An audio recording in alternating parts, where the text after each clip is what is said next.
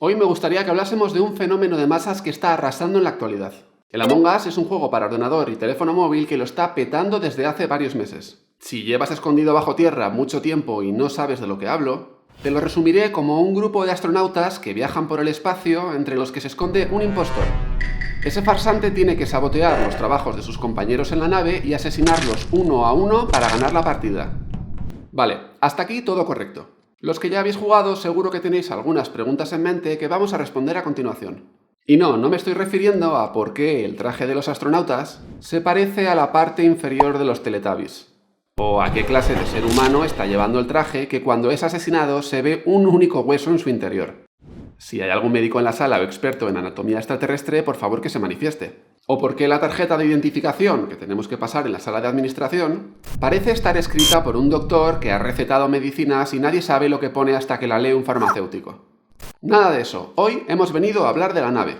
Un vehículo que parece transportar a sus pasajeros a no se sabe dónde, pero que tiene ciertas peculiaridades que podemos analizar. En el juego se pueden seleccionar 3 escenarios, pero vamos a examinar los secretos mejor guardados de The Skell, que es el más conocido de los 3. Bien, lo primero que descubrimos analizando la planta de la nave, o dando un paseo por sus estancias, es que no existen escaleras. Esto puede parecer una estupidez, pero nos indica que toda la vida de la nave se desarrolla en una sola planta. Vamos, que lo que no veamos en este plano directamente no existe. Por debajo tenemos máquinas, cableados eléctricos y conductos de ventilación. Empecemos por lo más obvio.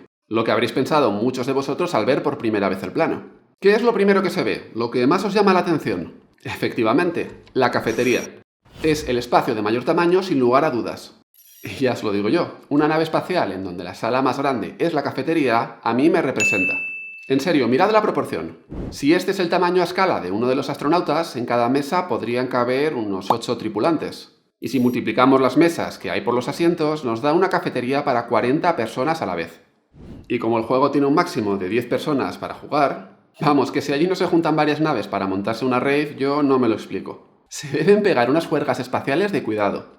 Allí trabajar no sé, pero que se líen unas buenas partidas de póker, ya os lo digo yo. Como si estuvieran en primero de carrera. Y luego otra, ¿por dónde entra la comida? Porque no os penséis que allí se comen esos platos preparados para el espacio. No, comen pizza. Fijaos que en una de las mesas se han dejado un trozo y todo. ¿La habrán pedido a domicilio por Uber y se la habrán entregado atravesando varias galaxias? ¿O es de esas precocinadas y calentadas en microondas? Porque en la cafetería no vemos electrodomésticos, pero sí que hay platos y vasos sucios en las mesas. ¿Dónde se limpian? ¿O se tiran directamente al espacio como si fueran tripulantes nominados en las votaciones? En la cafetería se quedan varios misterios sin resolver, así que pasemos a los dormitorios. Porque parece que el tema de la comida y la bebida lo tienen bien resuelto, pero ¿sabéis decirme dónde duermen? Porque no hay dormitorios. Las únicas camas que aparecen en todo el juego son las de la enfermería. Y contad conmigo, 1, 2, 3 y 4. Solo tienen 4 camas para un máximo de 10 tripulantes. Teniendo en cuenta que el juego es de 4 a 10 personas, la nave podría llegar a funcionar con 4 astronautas. O incluso con 8, si pensamos que las camas son como las de un submarino, donde se están utilizando todo el día. Mientras hay tripulantes que trabajan, otros duermen en ellas. Pero, ¿qué pasaría con esos 2 que se quedan sin cama? ¿No tienen un miserable colchón para dormir? ¿Les toca acurrucarse entre las cajas del almacén como si fueran homeless espaciales? ¿O duermen en el suelo de la sala de máquinas para estar calentitos? Y claro, ya ni hablamos si uno de los tripulantes se pone malo y necesita un colchón. Ahí sí que no me salen los números. Y en caso de que me digáis, mira López, que los astronautas no necesitan cama para descansar. Anclan un saco de dormir con un arnés para no chocarse con nada mientras flotan en el espacio. Vale, ok. ¿Y dónde está ese espacio en la nave para que descansen? ¿En los pasillos? Porque luego me vais a tener que explicar para qué sirven todos esos kilómetros de pasillo.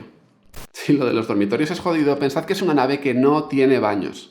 Pero ¿cómo no se van a matar? ¿Vosotros os imagináis el apretón que deben llevar después de haberse ventilado una pizza y no haber dejado ni los bordes?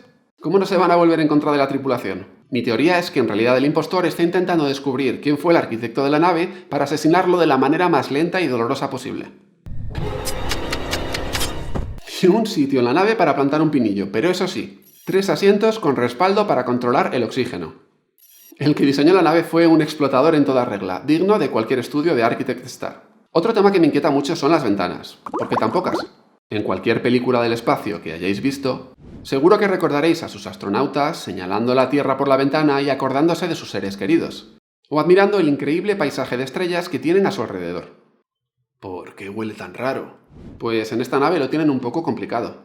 Porque solo hay algo parecido a una ventana en navegación, en la sala de armas y en la cafetería. En las dos primeras es bastante obvio, porque claro, ¿cómo van a navegar la nave o a defenderla de posibles ataques si no ven absolutamente nada? Pero en todas las demás habitaciones no tienen ni un triste ojo de buey para poder mirar más allá. Que igual están cansados de la vida en el espacio y precisamente lo que quieren es no verlo. Yo qué sé, tampoco me conozco la vida privada de cada uno de ellos. Esto son solo suposiciones arquitectónicas para grabar este vídeo chorra. ¿Y qué me decís de la sala de electricidad?